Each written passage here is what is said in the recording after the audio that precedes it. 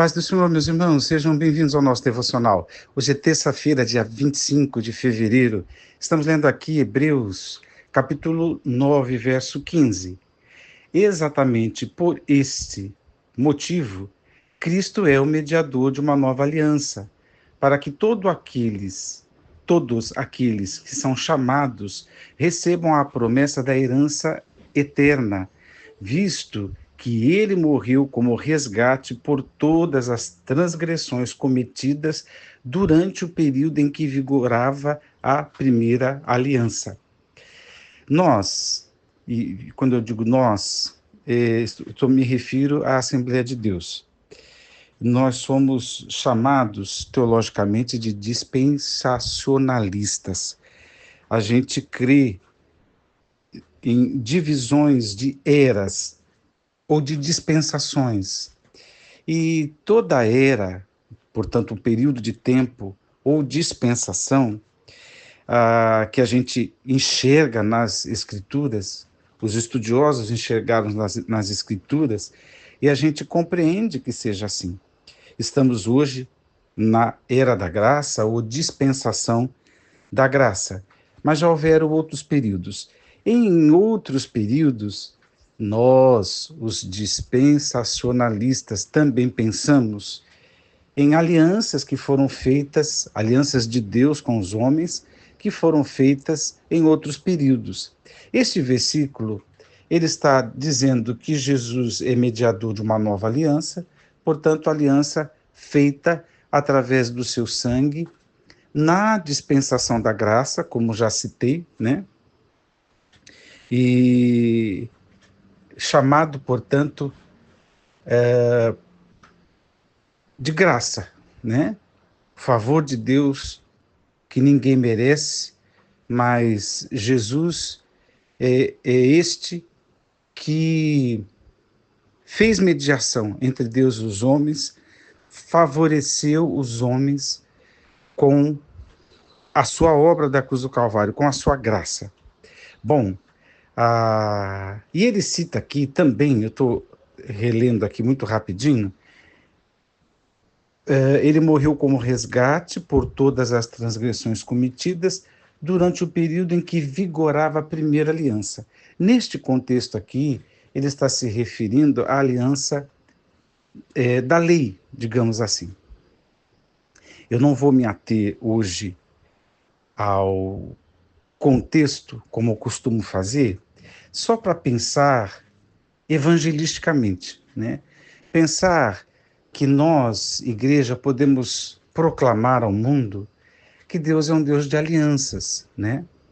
E que eu acho que três alianças que talvez não esteja na concepção de todos, né, no pensamento de todos, inclusive os próprios dispensacionalistas, mas foi uma ideia que quando a gente estudou lá atrás a reforma protestante, o mais famoso dos protestantes foi o Martinho Lutero, né? Mas o Lutero não desenvolveu tantas teologias assim. Então ficou por conta de outros, que eram mais dedicados ao ensino e tudo mais.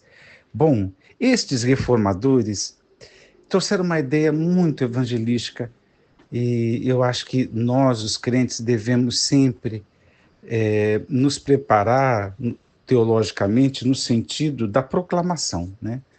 No sentido de dizer para aquele que não é crente e tentar explicar da melhor maneira possível.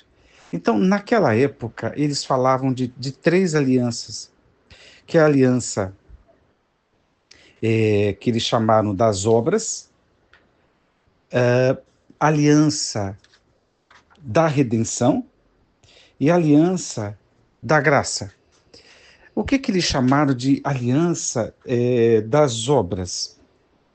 Tem a ver com o jardim, né? Quando fala em obras, já pensa logo na lei.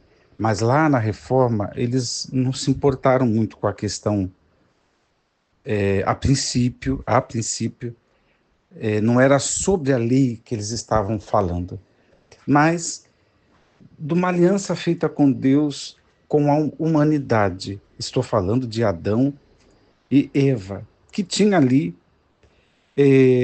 algumas coisas. Era uma aliança onde cabia a presença de Deus, a visitação de Deus, a interação de Deus com o primeiro casal, mas também tinha ali alguns comprometimentos, né? Era uma aliança, quando a gente fala de obras, os reformadores pensaram, porque eles tinham o compromisso de guardar um mandamento, que era não comer da árvore, do fruto, né? Da árvore, da ciência e do conhecimento do bem e do mal, né? Ou ciência do bem e do mal. Eles tinham esse compromisso. E estava tudo a seu favor, digamos assim. Então, eles estavam ali como representantes de Deus, com um domínio total sobre os animais, a natureza, numa representação tremenda, numa comunhão tremenda. Deus, jardim, os homens, era tudo luz, tudo santidade, né? E aquela criatura, Adão e a sua esposa, a Eva, estavam ali nesta luz. E o pecado veio ao mundo, interrompeu, veio de fora, o pecado veio de fora, veio como, né, um ser extraterrestre, o diabo veio e causou esse corte na comunhão. E como um outro teólogo, não da reforma, mas um outro já disse, serpenteou, né, o jardim. Ou seja, trouxe com ele o pecado. E o pecado cometido, Eva enganada, Adão responsável, né, pelo seu ato de desobediência, a humanidade caiu desta condição, desta aliança que envolvia a fidelidade de guardar um único mandamento e de ser representante de Deus. É incrível como Deus anuncia a nova aliança logo no jardim, né? Os teólogos chamam de proto-evangelho, quando ele deixou claro que da semente da mulher nasceria um que pisaria a cabeça da serpente, né? E ali Deus anunciou Jesus, né? Nascido de mulher, que ia fazer esta obra de vencer esse pecado. E aí a gente pensa, os reformadores, corrigindo, os reformadores pensaram numa outra aliança que não foi feita aqui na Terra, né? E talvez a ordem não esteja tão correta assim, mas aconteceu. Aliás, aconteceu antes. A aliança da redenção. Essa aliança foi entre Deus e Deus. Osmar, não entendi. Entre o Pai, entre o Filho e o Espírito Santo. Doutrina da Trindade. Eles são coiguais, eles têm apreciação um pelo outro, honra um ao outro, ama um ao outro, tem alegria um com o outro, sendo iguais, o mesmo poder, a mesma essência, a mesma santidade, o mesmo tudo, a mesma autoridade, e são três, e é um, aquele mistério que a gente não tem muito o que explicar. E o que foi tratado entre eles? Que o pecado não venceria a humanidade, que o pecado não ia trazer separação eterna entre Deus, portanto a Trindade, e a humanidade que se perdeu no jardim. Eles trataram. É por isso que as Escrituras dizem que Jesus morreu antes da fundação do mundo, que tem a ver com esta aliança. Essa aliança foi feita antes da própria criação. É a redenção que veio antes daquela criação do jardim, do planeta Terra, desse cosmos como conhecemos. E aí, depois de outras alianças, portanto, menores, transitórias, outras dispensações, nós chegamos na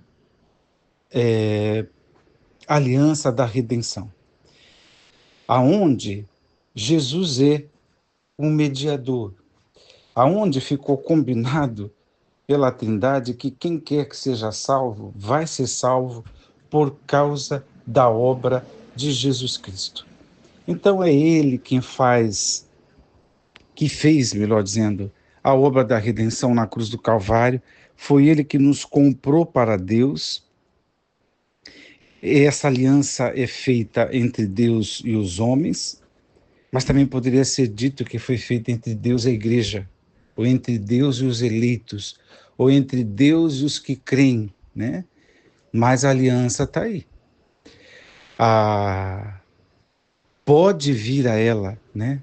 Pode responder a essa aliança com obediência, responder afirmativamente qualquer um, porque este evangelho é pregado para aquele que crê.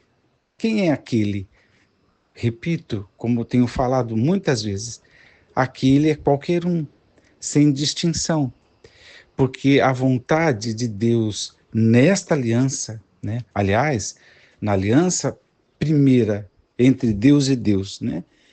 A disposição, o favor, a vontade de Deus é que todos fossem salvos. Mas aí esbarramos na vontade do homem, na decisão do homem, porque fomos criados seres livres. E aí os homens hoje ouvem o evangelho e podem rejeitá-lo. Tendo Cristo amado a todos, esse amor pode ser rejeitado. Tendo Cristo pago alto preço na cruz do Calvário, há quem ouça, se incomode com a história da cruz, mas não responde a esse ato redentor. A cruz do Calvário não responde, não quer saber, não se importa. Por isso que alguns dizem que essa aliança para os que creem, né? E os que creem, então, estão aliançados com Deus, de que são perdoados, salvos pela graça, né? Aliás, esse é um dos temas da lição da escola dominical, são salvos pela graça de Deus, e que Deus te abençoe. Deus te abençoe a pensar num Deus que se organizou antes da fundação do mundo e fez aliança consigo mesmo, fez aliança com o homem no jardim, fez aliança da lei, fez pacto com Abraão, fez aliança com Davi e outros, mas o que importa a gente recordar, pensando evangelisticamente, é que Deus fez uma aliança com a humanidade, em que Cristo Jesus é o Salvador. Qual é o mandamento? Se no jardim ela não comer da árvore do conhecimento do bem e do mal, a ordem agora é a seguinte: é crer naquele em que Deus enviou, é crer na obra da cruz do Calvário. Deus te abençoe a entender que precisa apenas entrar por essa porta e crer no nome do Filho de Deus. É essa a aliança da redenção. Essa aliança tem nome. A gente chama de aliança da redenção, aliança da graça, sei lá, mas tem nome. É Jesus. Vamos orar. Pai, que o nome de Jesus seja engrandecido e glorificado. Obrigado por ele ser quem é. Obrigado pela sua obediência. Obrigado pela sua mediação. Obrigado por tão grande salvação. Abençoa, Senhor, todos os meus irmãos e os missionários. Tome em tuas mãos. Nos ajude, Senhor, a continuar nesta caminhada, nos alegrando por essa salvação. No nome de Jesus. Amém.